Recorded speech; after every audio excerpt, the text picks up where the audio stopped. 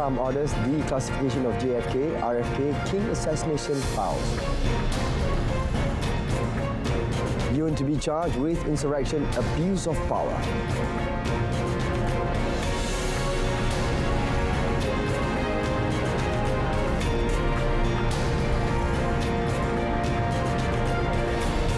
Good afternoon and Salam Malaysia Madani. I'm SAHIH and you're watching World Today. US President Donald Trump ordered the declassification of the last secret files on the assassination of President John F. Kennedy.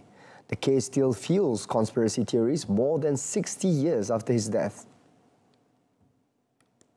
The executive order will also release documents on the 1960s assassinations of JFK's younger brother, Robert F. Kennedy, and civil rights leader Martin Luther King Jr.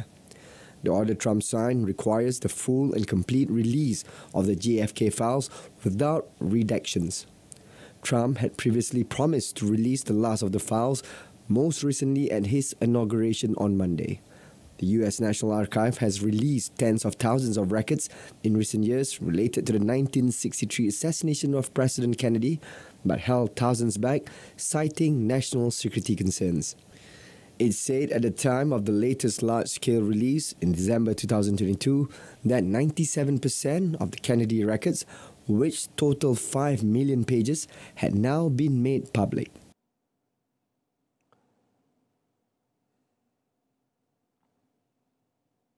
In other development, Trump ordered 1,500 more military personnel to the border with Mexico as part of a flurry of steps to tackle immigration. The additional troops include 1,000 Army personnel and 500 Marines. This will bring the total number of active duty troops deployed there to around 4,000. Border security is a key priority for the president, who declared a national emergency at the U.S. frontier with Mexico on his first day in office. The Marines were initially on call to support operations to counter devastating wildfires in California, but were not activated for that effort. Some additional airborne intelligence, surveillance and support assets are expected to be deployed to the border to increase situational awareness. Acting Defense Secretary Robert Silses said the U.S. military will also assist with flights to deport migrants out of the country.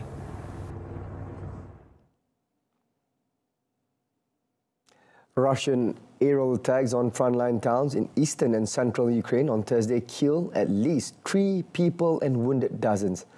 The authorities said a 53-year-old woman was killed by a Russian bombardment in the frontline town of Konstantinivka and a 50-year-old by a Russian drone strike on a village in the northeastern Kharkiv region. Emergency services in the central city of Zaporozhye earlier announced 1 person was killed and said 51 were wounded, including 4 firefighters and a 2-month-old in an overnight drone and missile attack. Russia fired drones and missiles at intervals, authorities said, explaining that firefighters had been wounded in the second attack. The Ukrainian Air Force said that Russia had fired 4 Iskander missiles at Zaporozhye in the attack. It also said Ukrainian air defense system had shot down 57 drones. Ukrainian President Volodymyr Zelensky's call for more sanctions against Russia and more air defense system to protect Ukrainian cities. The Zaporozhye attack was the latest in an intensifying series of strikes on southern Ukraine as both Moscow and Kiev vie for advantage in the early days of Trump's administration. Palestinians in northern Gaza prepared tent encampments for displaced families on Thursday, 2 days before they were expected to return to their homes. This in accordance with the timeline of a ceasefire deal agreed between Israel and Hamas. Many of the hundreds of thousands of Palestinians expected to head back to the northern Gaza Strip will return to homes in ruins after a 15-month Israeli military offensive that has laid waste to the enclave and killed more than 47,000 Gazans. Hamas is due to release a second batch of hostages today in return for dozens of Palestinians jailed by Israel. At least 4 hostages are expected to be handed over to Israel. In October last year, Israeli forces returned to areas of the north in a major anti-Hamas operation. It was focusing on Jabalia refugee camp near Gaza City and Beit Hanun and Beit Lahia towns, clearing the area of its inhabitants and razing most of its building. Hamas published a statement saying the return of the displaced families would begin after Friday's exchange was complete and once Israeli forces had pulled out from the coastal road to the north.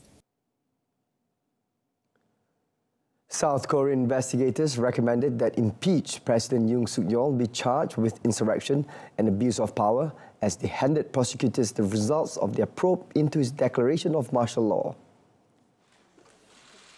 Yoon should be charged with leading an insurrection and abuse of power, the Corruption Investigation Office CIO said after a 51-day probe into his 3rd of December attempt to suspend civilian rule. The CIO said it had asked Seoul prosecutors to file charges against the sitting President Yoon Suk-yeol, accusing him of conspiring with his former defense minister and other military commanders to disrupt the constitutional order. The leader, currently suspended from duties, declared martial law with the intent to exclude state authority or disrupt the constitutional order, thereby inciting riots. Prosecutors now have 11 days to decide whether to charge him, which would lead to a criminal trial.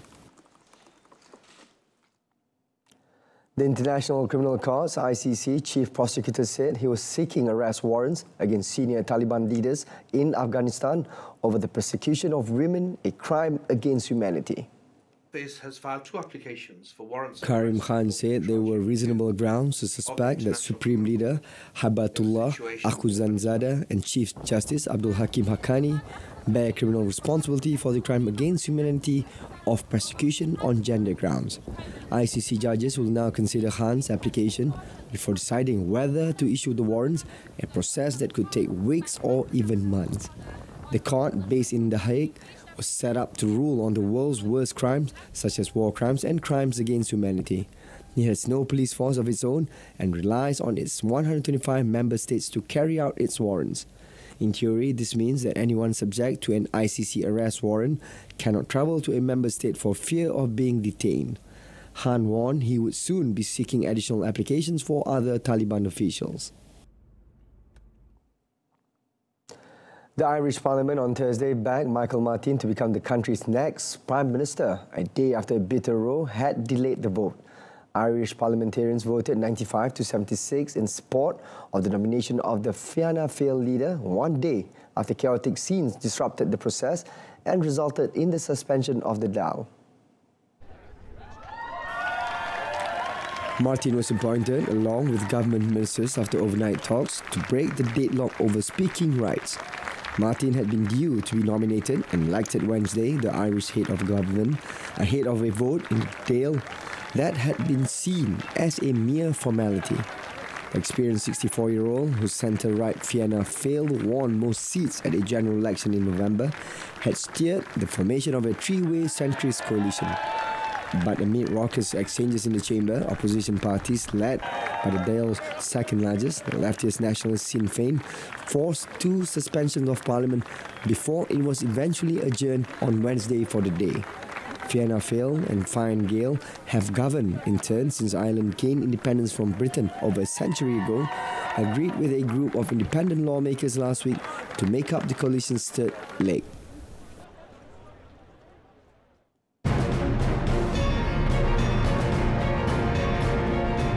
Up next, Bangladesh frees 178 soldiers involved in deadly 2009 mutiny. Stay with us.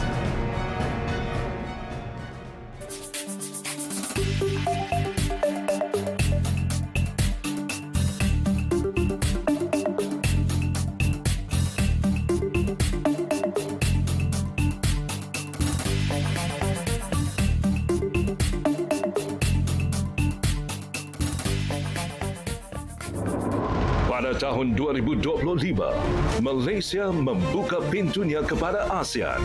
Sebuah perayaan perpaduan dan budaya. Inilah ASEAN 2025, hanya di RTM.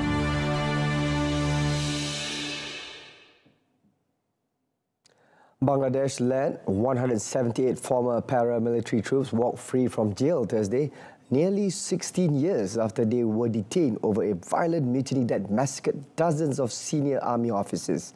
Rampaging troops from the Bangladesh Rifles BDR murdered 74 people during the 2-day revolt that began in Dhaka and spread across the country in 2009 destabilizing the government of then Premier Sheikh Hasina weeks after she took office. Thousands of participants were rounded up after the mutiny ended with more than 150 initially sentenced to death. Those bailed on Thursday had been acquitted of murder charges but were kept in custody on accusations of violating explosive laws, with their cases still pending more than a decade after the revolt. The releases came months after the ouster of Hasina. A previous official investigation into the mutiny blamed years of pent-up anger among ordinary soldiers who felt their appeals for pay rises and better treatment were ignored.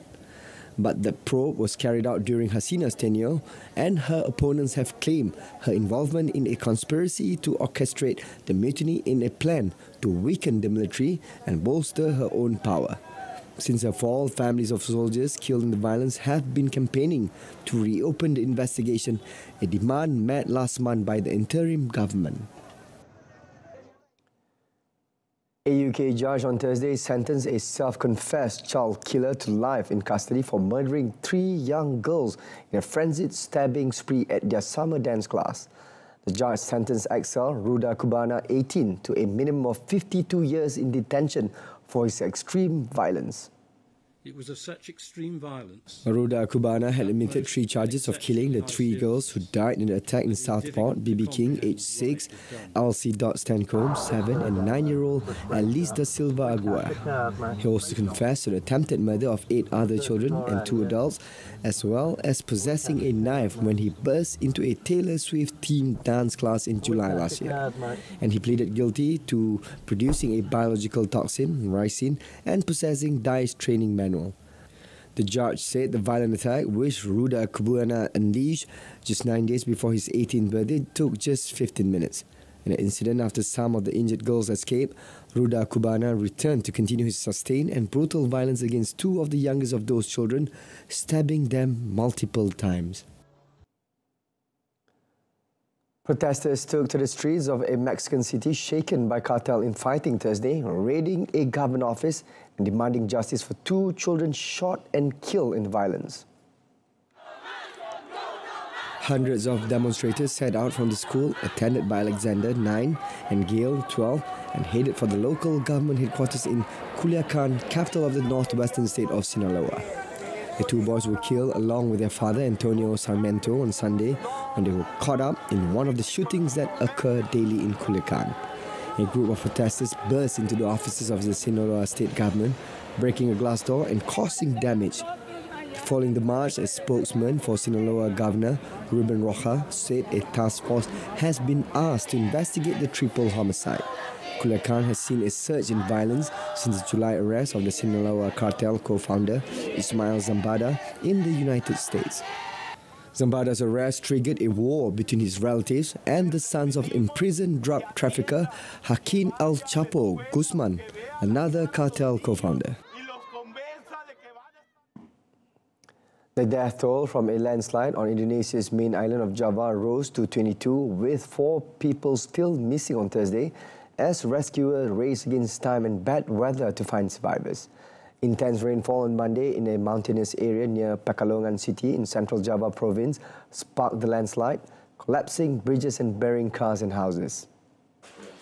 The rescuers started to clean the thick mud and debris from the roads, but the search was paused on Thursday evening due to bad weather and the potential for further landslides.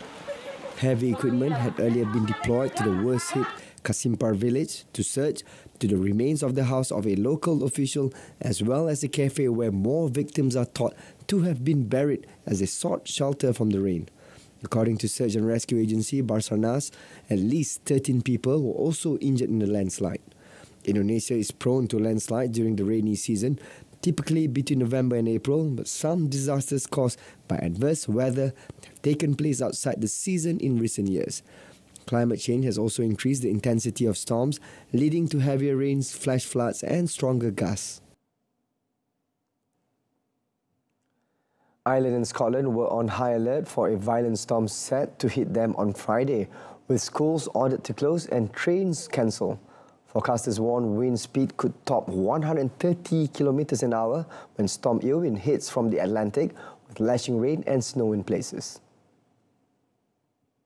The chair of Ireland's National Emergency Coordination Group, Kath Leonard, said it's going to be a damaging, dangerous, destructive weather event. He warned of power outages and told people to stay indoors. Britain was placed on general alert with UK-governed Northern Ireland and parts of Scotland under top-level red warning. A government spokesman said 4.5 million people in at-risk areas would receive telephone alerts. Ireland's Meteorological Office also issued a red alert for the Republic.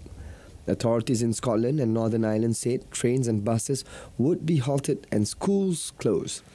Britain's Environment Agency warned of flooding in southern and central England over the coming days.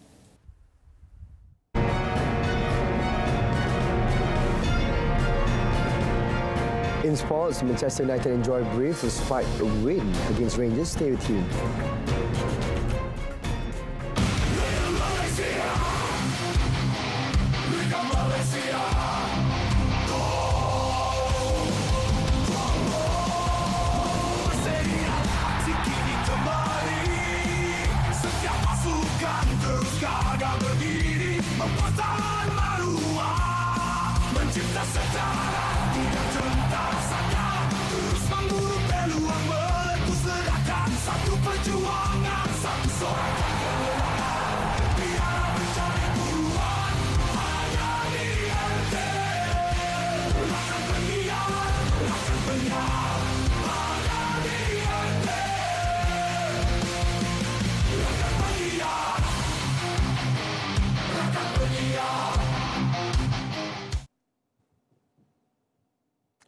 Kicking off our sports segment this afternoon, Manchester United enjoyed some much-needed respite from their Premier League woes with victories in the Europa League. Red Devils are now closing in on direct qualification to the last 16. The Red Devils look set to suffer more disappointment at Old Trafford when Cyril Dess's level for an injury ravaged Rangers in the 88th minute. The Scottish side had fallen behind when goalkeeper Jack Butland punched the ball into his own net early in the second half. Fernandes spared United's blushes in possibly the playoff round by blasting home in stoppage time. United were earlier controversially denied a goal when Matisse de Ligt towering header was ruled out for a foul on Robin Proper and VAR did not intervene. United move up to 4th in the table with one match of the league phase remaining. Top 8 will qualify directly for the last 16, which may now be beyond Rangers who slipped to 13th. A point away to Romanian side FCSB next week should be enough to secure a top 8 finish for United and avoid the playoff round. In transfer news, Manchester City have signed Egyptian forward Omar Marmoush from Bundesliga side Eintracht Frankfurt on a 4.5-year contract. Neither clubs revealed the financial details, but British media reported that the deal to sign the 25-year-old Egypt international was worth around 70 million euros plus bonuses. Marmoush will become City's third signing of the January transfer window after the arrival of central back Abdulkadir Husanov, and Vitesse has scored 37 goals and provided 20 assists in 67 matches since joining Frankfurt from fellow German side VfL Wolfsburg in 2023. In an interview after the signing, Marmoush said he's ready to adapt to any position that is required of him, adding that he cannot wait to play alongside the goal machine Erling Haaland. Yeah, I've played many positions. In the national team, I'm always playing on the left wing most of the time. In my former club, I was playing number 9 and sometimes the 10. I also played on the 8, so right wing. So I think I can play all positions. I feel most comfortable under a striker, so in the 10 position, where I can just turn and the way to the goal is quicker or shorter, I mean. But again, I feel comfortable in all positions, and wherever I play, I will always try to give my all to help the team. Marmoush has netted 15 times in the Bundesliga this season, making him the second highest goal scorer behind Bayern Munich striker Harry Kane. Yeah, it's great. Meanwhile, former Manchester City captain Kyle Walker arrived in Milan on Thursday after City accepted a loan bid from AC Milan. The 34-year-old right-back had asked to leave Manchester City manager Pep Guardiola said earlier in January. Walker joined City from Tottenham Hotspur in a deal worth around £50 million in 2017. He has made 319 appearances for City, helping the club win 17 trophies, including 6 Premier League titles and their first Champions League. The England right back has endured a difficult campaign at City and has not started a game since their derby loss to Manchester United on 15 December. Last week, City announced that forward Erling Haaland had signed a blockbuster new deal, keeping the prolific forward at the Etihad until 2034. In Serie A, Juventus have signed France forward Randal Kolo Muani from Paris Saint-Germain on loan until the end of the season. The club said in a statement, the deal is for €1 million plus an additional amount up to €2.6 million. Kolo Muani has been out of favour at PSG and struggled to get into Luis Enrique's side. He has made 2 league starts this season despite opening the campaign with 2 goals in the first 3 games, but is a regular in Didier Deschamps' France team. The 26-year-old joined PSG from Eintracht Frankfurt in September 2023 for a reported fee of €90 million and has scored 11 goals in 54 games. In 27 appearances for France, Kolo Muani has netted 8 goals. Juventus are the only unbeaten side in Serie A, but 13 draws in 21 games have left Thiago Motta's side 5th in the table and 13 points off leaders Napoli, whom they face on Saturday in Naples. Real Madrid are the first football club to top €1 billion in revenue during a single season, fueled by income generated by the revamped Santiago Bernabeu Stadium. The order of the clubs at the top of Deloitte's annual Football Money League stayed the same, with Madrid €1.05 billion, followed by Premier League champions Manchester City €838 million and Paris Saint-Germain €806 million. The €208 million gap between first and second is the biggest Deloitte have ever recorded. Dramatic refurbishment of the home of Real Madrid doubled matchday revenues to €248 million in the 2023-24 campaign. Madrid have taken out loans totaling more than €1 billion since 2018 to renovate the Bernabeu, with the aim of turning it into a major source of revenue.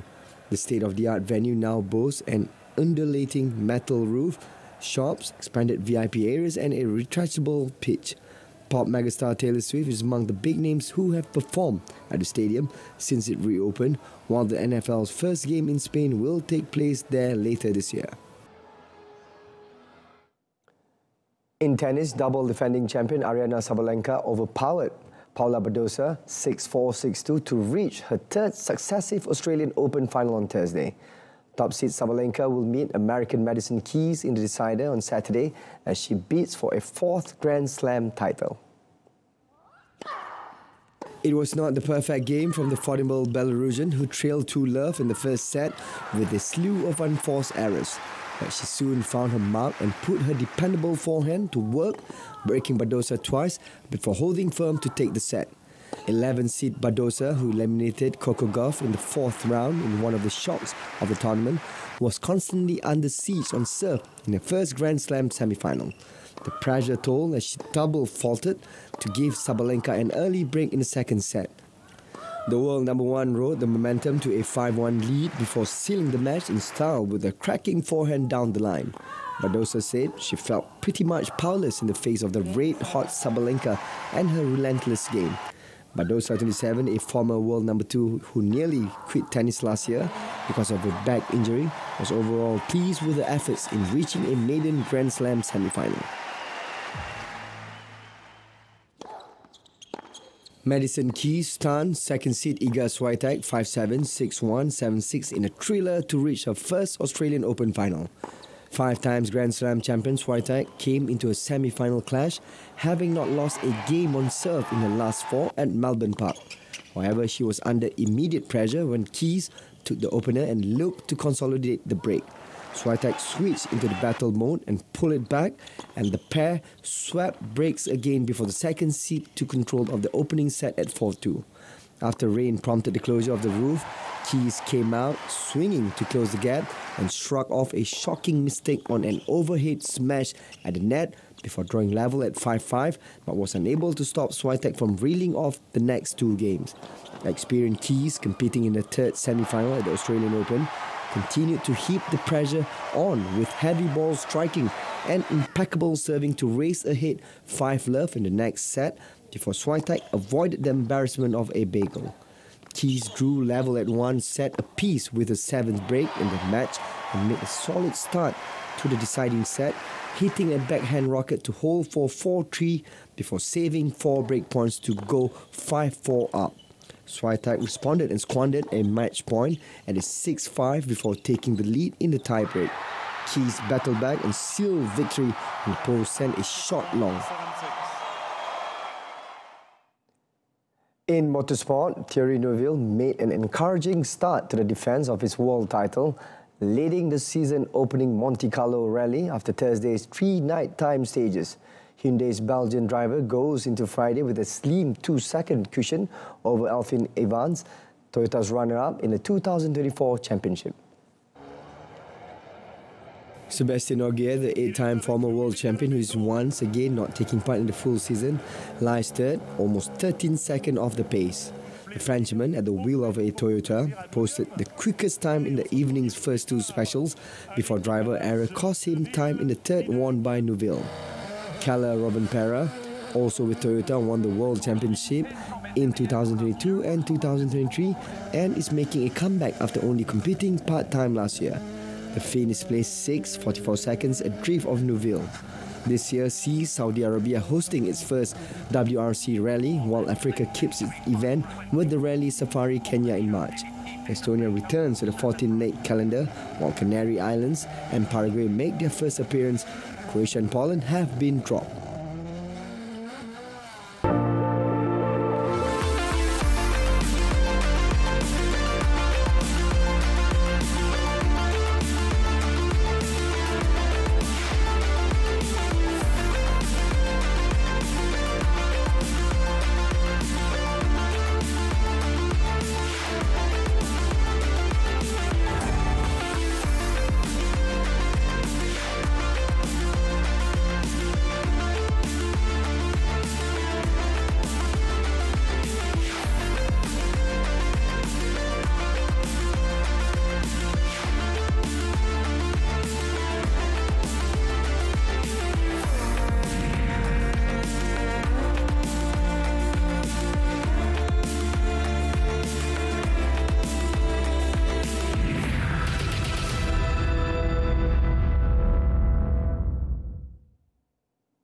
And that's it from us this afternoon. A recap of our top story. Trump orders declassify of JFK, RFK, King assassination files without redactions.